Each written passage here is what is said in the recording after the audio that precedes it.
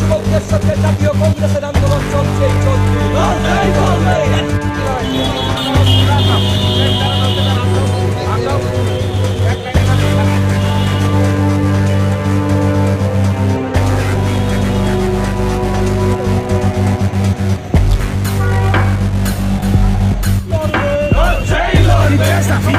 কি কষ্ট লাগে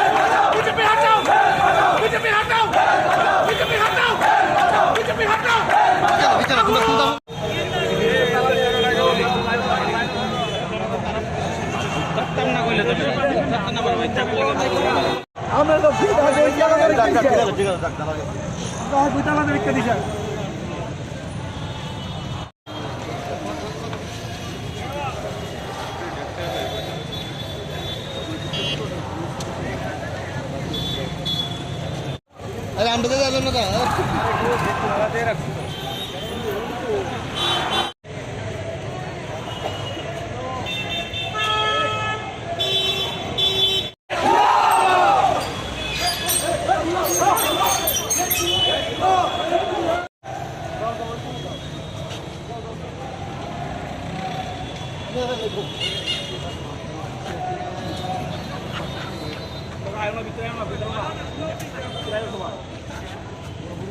coming.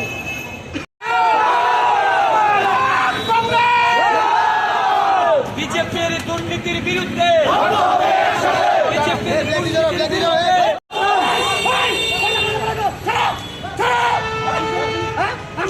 আমরা আন্দোলন গণতান্ত্রিক করতেছি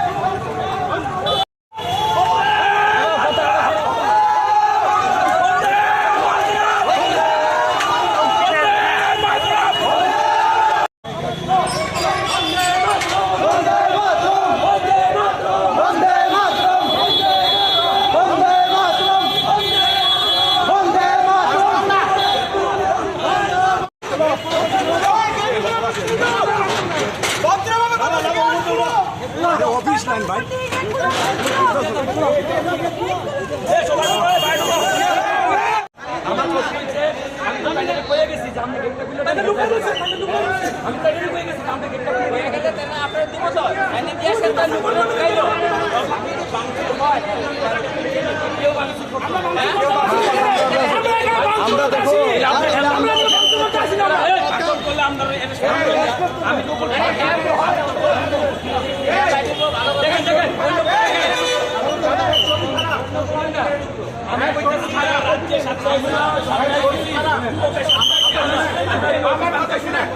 শরীরে প্রচন্ড খারাপ আমরা আর আমরা এটা গণতান্ত্রিক ভাবে আছি আমরা এটা কাউরে কোনো কিছু দেশই করছি না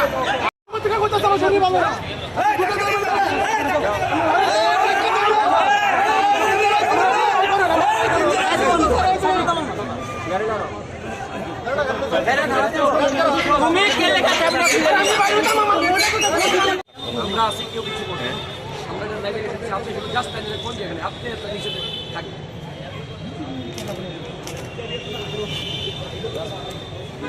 এই সবাই মিলে আওয়াজ তুলুন বন্দে মাতরম বন্দে মাতরম বন্দে মাতরম ওয়াসিম শাহ বলাইছে বাক্সে রে বাক্সে ওয়াসিম শাহ বাক্সে বাক্সে রে বাক্সে ওয়াসিম শাহ বাক্সে বাক্সে রে বাক্সে ওয়াসিম শাহ বাক্সে পালাইছে রে পালাইছে ওয়াসিম শাহ পালাইছে দরাইছে রে দরাইছে ওয়াসিম শাহ দরাইছে দরাইছে রে দরাইছে ওয়াসিম শাহ দরাইছে এই গেটের ওই পাশে যারা ভারতীয় জাতীয় কংগ্রেসের সৈনিকরা আছো একসাথে বলো এই বাক্সে রে বাক্সে ওয়াসিম শাহ বাক্সে পালাইছে রে পালাইছে ওয়াসিম শাহ পালাইছে বাক্সে রে বাক্সে ওয়াসিম শাহ বাক্সে দরাইছে রে দরাইছে ওয়াসিম শাহ দরাইছে দরাইছে রে দরাইছে ওয়াসিম শাহ দরাইছে বাক্সে রে বাক্সে ওয়াসিম শাহ বাক্সে পালাইছে রে পালাইছে ওয়াসিম শাহ পালাইছে পালাইছে রে পালাইছে ওয়াসিম শাহ পালাইছে ওয়াসিম শাহ পালাইছে পালাইছে রে পালাইছে ওয়াসিম শাহ পালাইছে বাক্সে রে বাক্সে ওয়াসিম শাহ বাক্সে দরাইছে রে দরাইছে ওয়াসিম শাহ দরাইছে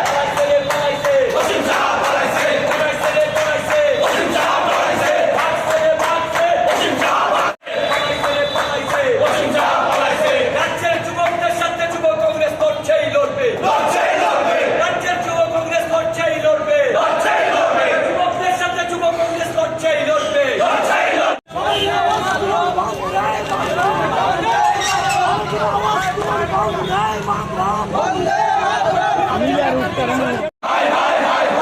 আর নাই দরকার বিজেপি সরকার আর নাই দরকার বেকার মারা সরকার আর নাই দরকার বেকার মারা সরকার আর নাই দরকার বেকার মারা সরকার আর নাই দরকার বেকার মারা সরকার আর নাই দরকার বেকার মারা সরকার আর নাই দরকার বেকার মারা সরকার আর নাই দরকার বেকার মারা সরকার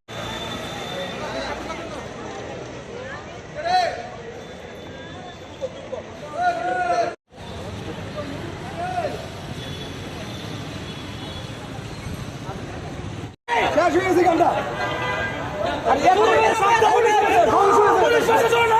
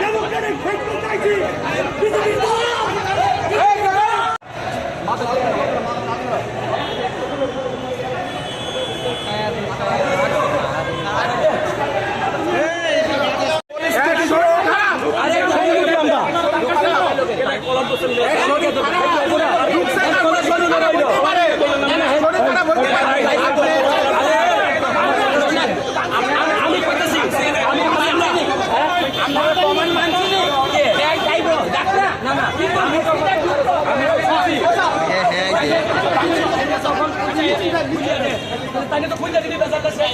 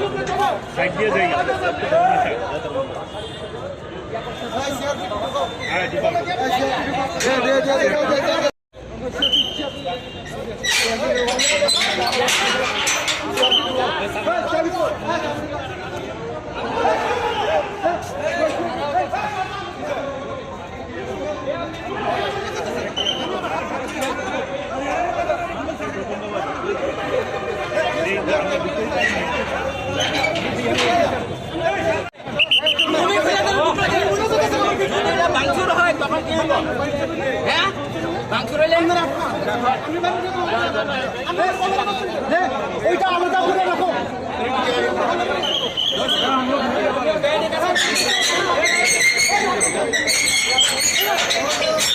ওইটা আলাদা করে রাখো। ওইটা আলাদা করে রাখো।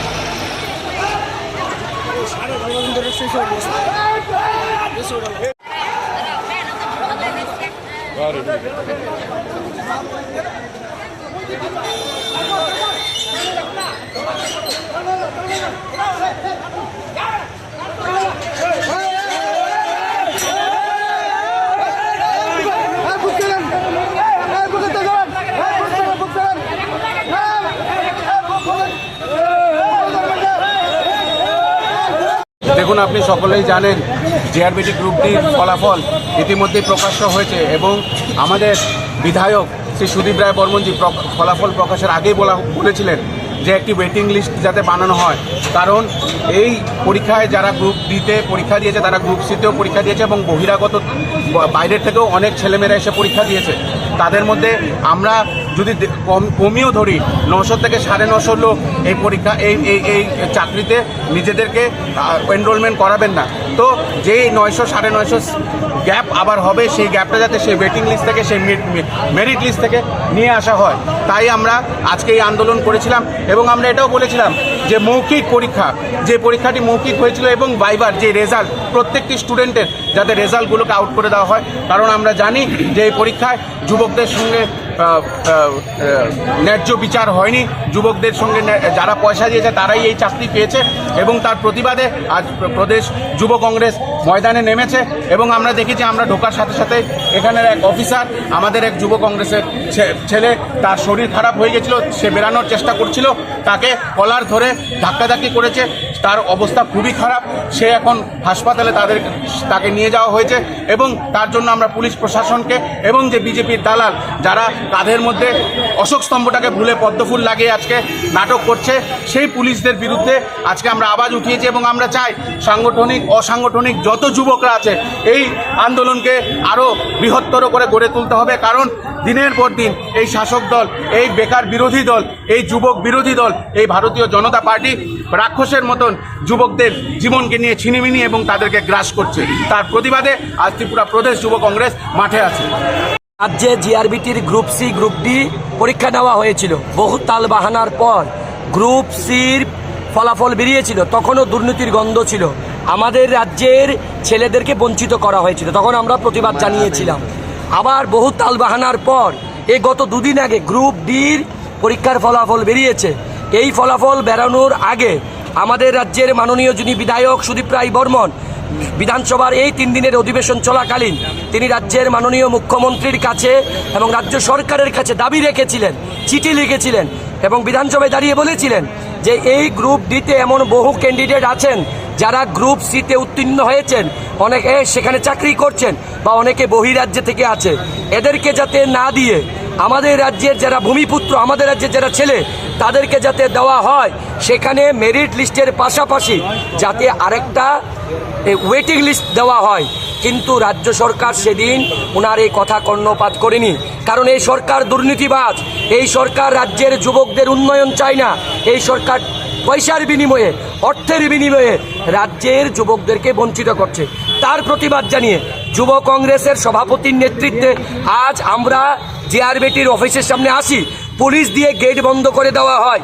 তারপরেও আমরা কিছু যুবক, আমরা যিনি ডাইরেক্টর জিআরবিটির অসীম সাহা, উনার অফিসের সামনে যাই। ইনি হচ্ছেন অসীম সাহা, যিনি এক সময় তৎকালীন সরকারের দালালি করেছিল, আজকে বর্তমান সরকারের দালালি করছেন। ইনি দুর্নীতিবাজ অসীম সাহা। এই বিজেপি দুর্নীতিবাজ সরকারটা সমস্ত দুর্নীতি করাচ্ছেন এই জিআরবিটির ডাইরেক্টর অসীম সাহাকে দিয়ে। আমরা যখন ওনার অফিসের সামনে আসি গণতান্ত্রিকভাবে ওনার সঙ্গে কথা বলতে, তিনি ভয়ে পালিয়ে যান।